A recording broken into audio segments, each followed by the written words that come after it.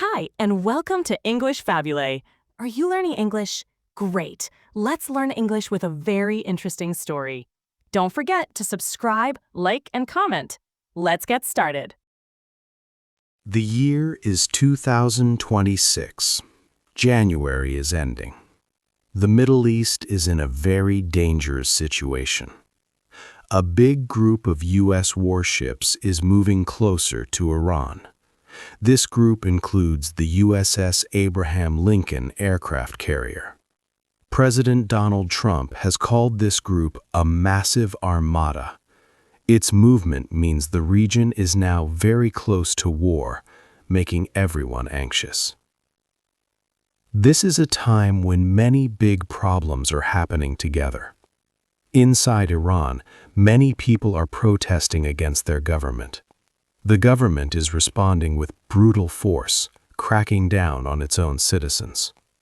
At the same time, there are serious fears that Iran might be developing nuclear weapons, which could make the situation even worse.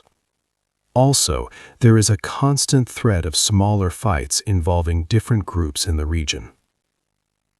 All these problems together make the chance of a direct military conflict between the United States and Iran very real. These two countries have been enemies for a long time. The entire region is holding its breath. People are watching every move as President Trump's powerful warships get into position.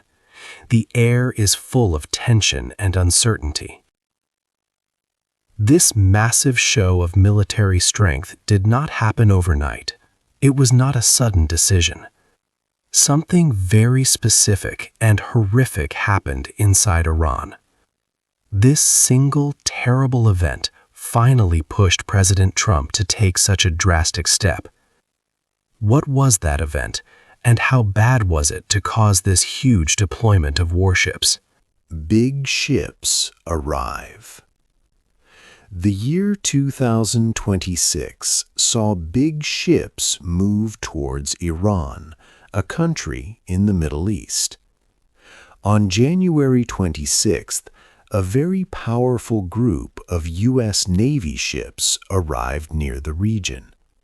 This group was called the USS Abraham Lincoln Carrier Strike Group. It was led by the giant nuclear-powered aircraft carrier, the USS Abraham Lincoln. With this main ship came three other important vessels. These were guided missile destroyers named the USS Spruance, the USS Michael Murphy, and the USS Frank E. Peterson, Jr. Together, this strong group carried about 5,000 sailors and Marines. Many advanced airplanes also flew with them. These included powerful F/A-18 Super Hornets, F-35 fighter jets, and special aircraft for electronic warfare. The destroyers could also launch Tomahawk missiles, which could reach targets far away. The ships took up position in the Indian Ocean, ready for possible action. This was the first time a U.S. aircraft carrier had been in the Middle East since October 2025. Before this, a similar fleet, though smaller, had been sent to Venezuela for another military operation. The details of that operation were not yet widely known. President Donald Trump spoke about these warships often. On January 23rd, he made his first comments about the deployment, saying, "We have a lot of ships going that direction, just in case." He hoped to avoid using them, adding, "I'd rather not see anything happen." But his words soon became much stronger. On January 28th, President Trump posted a powerful message on social media. He called the fleet a massive armada. He stated it was moving quickly with great power, enthusiasm, and purpose. He stressed that it was ready, willing, and able to act with speed and violence if necessary. President Trump's final words were a clear warning to Iran. time is running out. He urged Iran to come to the negotiating table quickly to make a fair deal about nuclear weapons. But as these big warships came closer, the world still did not fully know the shocking reason for this move. The true catalyst was a brutal crackdown happening inside Iran, far more terrible than people had yet understood. Chapter 3. The protests in Iran. Chapter 3 brings us to Iran, where big protests began. The unrest started in late December 2025. At first, people protested because of the bad economy. The country's money, the rial, was worth very little, and food became too expensive for many families. Inflation was over 44%, making daily life very hard. But soon these protests grew much larger. They stopped being just about money and became a call for a new government, a revolution against the current leaders of Iran. These demonstrations spread fast, reaching almost 200 cities across all 31 provinces of the country. The government responded quickly and very harshly.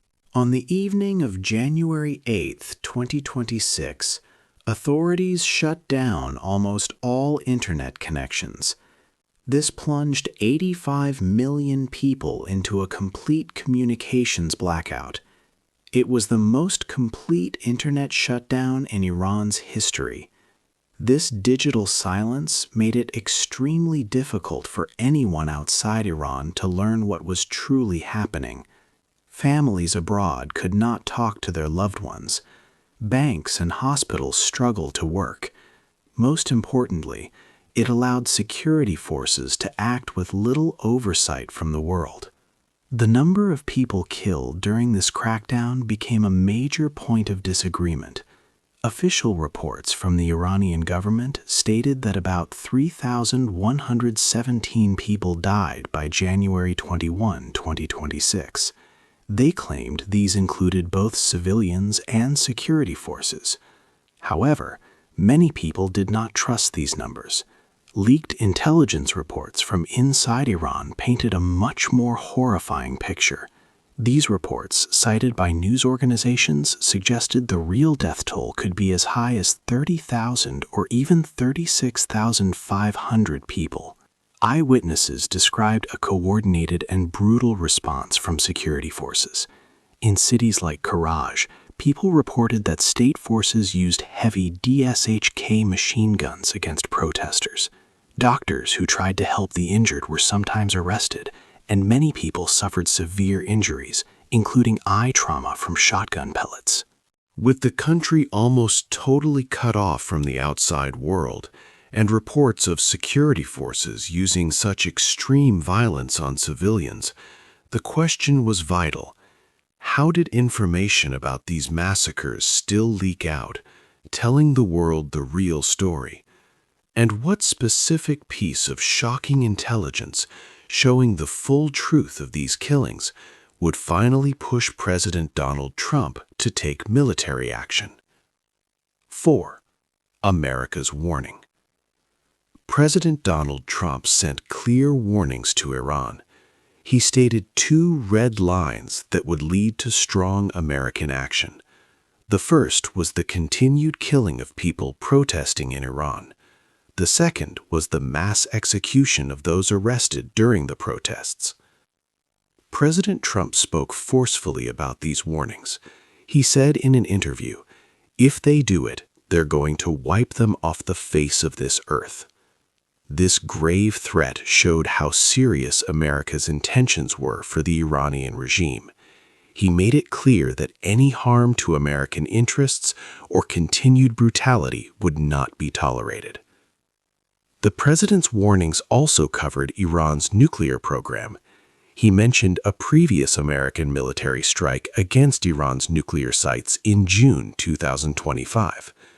President Trump stated that if Iran tried to rebuild its nuclear abilities, the next attack would be far worse.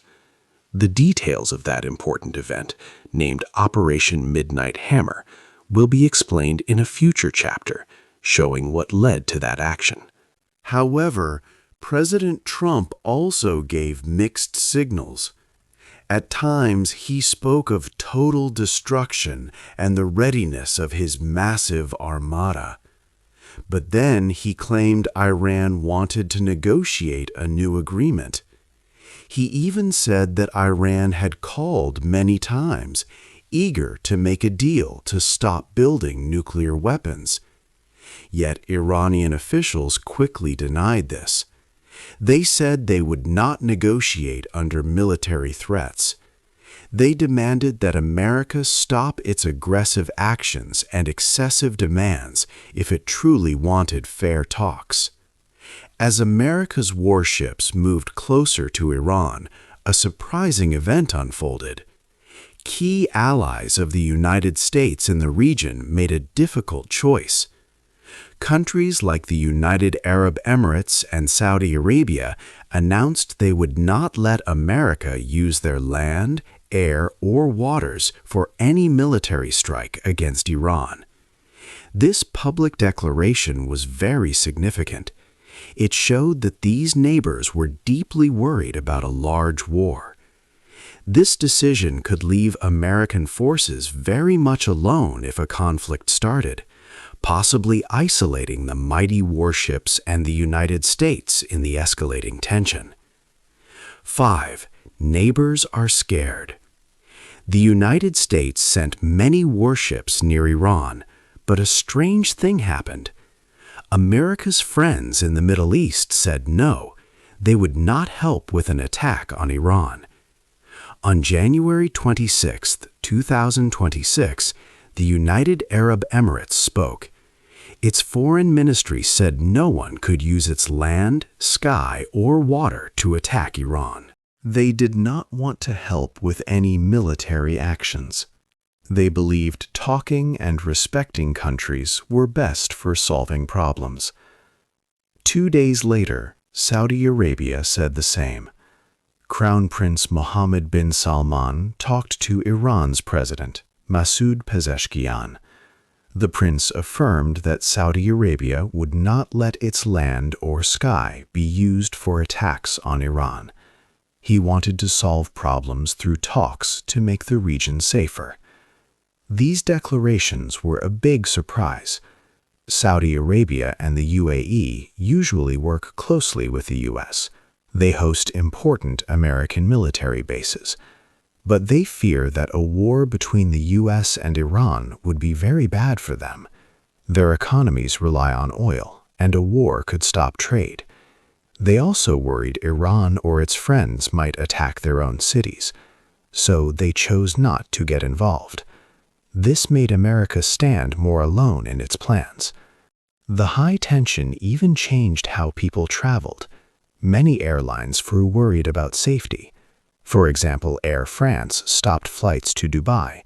Other airlines like Luxair, KLM, and Transavia also paused some routes for a short time. Iran itself closed its airspace, making flights difficult. This showed how scared the whole region was of a coming war. Qatar, a small but important country, tried to help calm things. Its officials talked to leaders in both America and Iran. They hoped to find a way for peace. But with America's friends unwilling to offer help, Iran felt more confident. Soon, Iran would give its strong answer to President Donald Trump's Navy. 6. Iran fights back. Iran quickly replied to the U.S. military presence with strong words and a clear message. Top Iranian officials declared their country would fight back fiercely if attacked. Foreign Minister Abbas Araghchi stated publicly that Iran's powerful armed forces would not hesitate to use everything we have in response to any new attack. He stressed that this was a serious statement, not just talk. Araghchi further shared on social media that Iran's forces were ready, with their fingers on the trigger, to immediately and strongly respond to any aggression against Iran's land, air, or sea. Ali Shamkhani, a senior advisor to Supreme Leader Khamenei, added to these warnings. He said that a limited strike was just an illusion. Shamkhani made it clear that any military action by the United States, no matter where it came from or how big it was, would be seen as the beginning of a full war. He promised that Iran's response would be immediate, comprehensive, and unprecedented.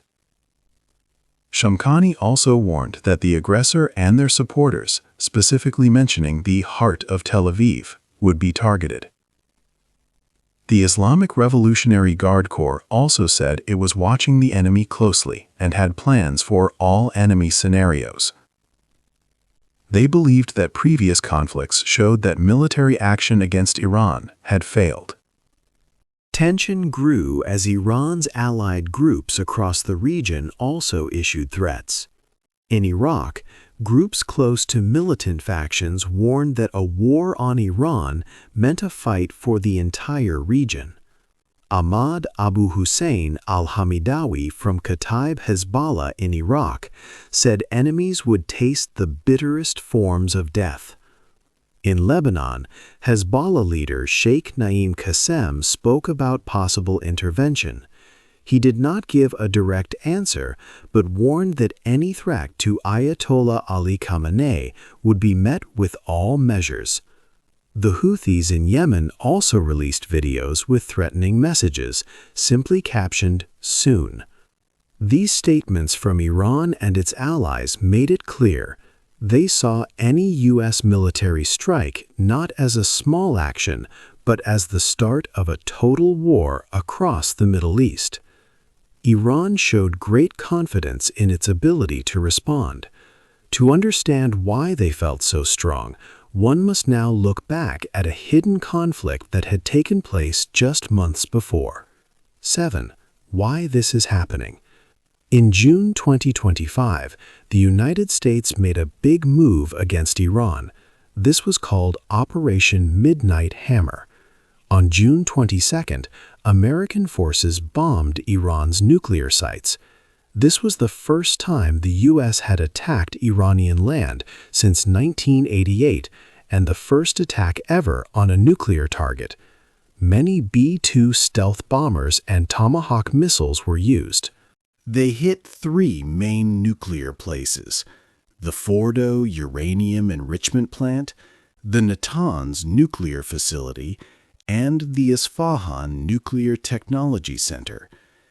President Donald Trump said these attacks had completely and totally obliterated Iran's nuclear program.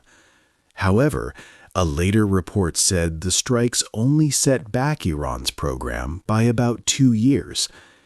Iran later claimed it had rebuilt everything damaged. This attack happened when Iran was already facing many problems.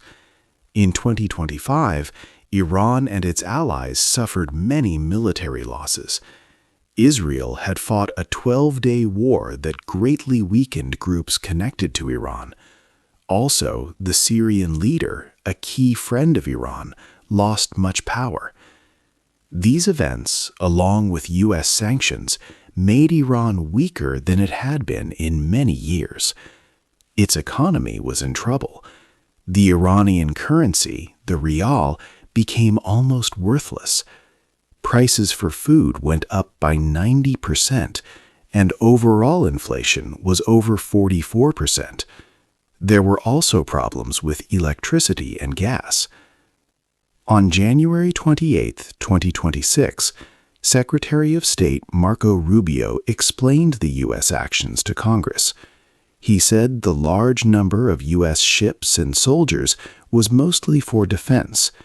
It was a wise and careful step, he stated, to protect thousands of American troops and other facilities in the region. These forces could also stop attacks from Iran before they even started. Rubio insisted there was no current plan to attack Iran directly, but he also said military options were ready if needed. Rubio added that Iran's government was probably weaker than it has ever been. He linked this weakness to the country's economic crisis.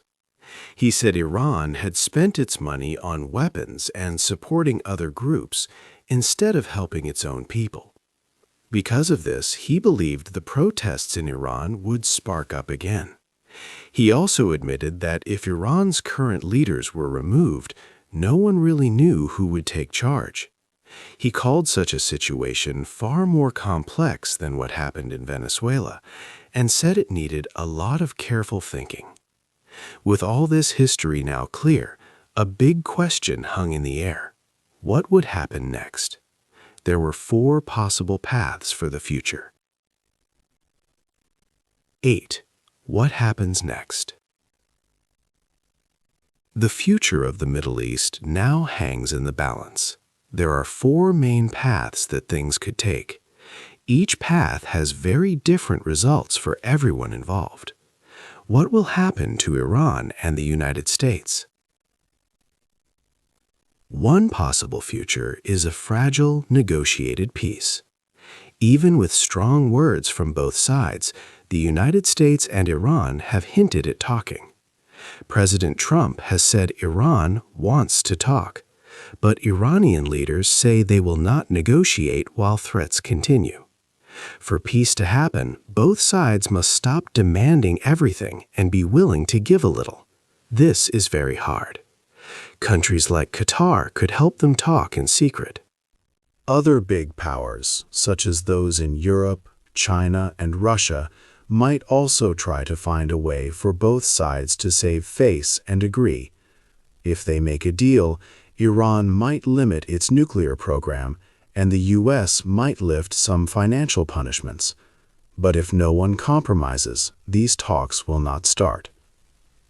A second path is that the U.S. could make limited military attacks.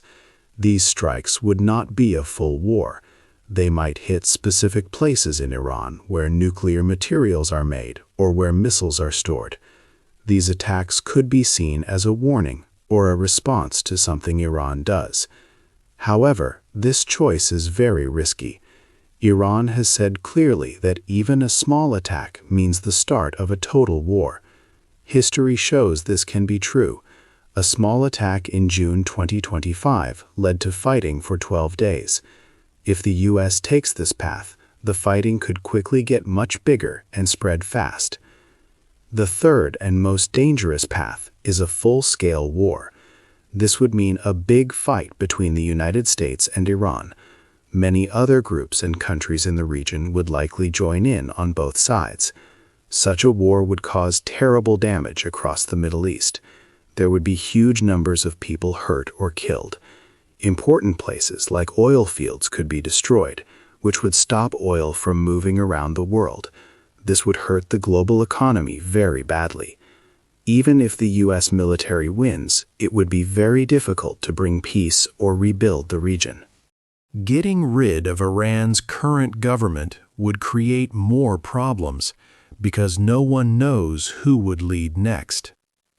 The fourth path, and maybe the one most likely for a while, is a tense and indefinite standoff. This means there would be no peace deal and no big war. Both sides would just keep watching each other, full of tension. There might be small problems now and then, like minor fights with groups Iran supports. Iran would still face tough money problems, and people inside Iran might protest again, only to be stopped by the government.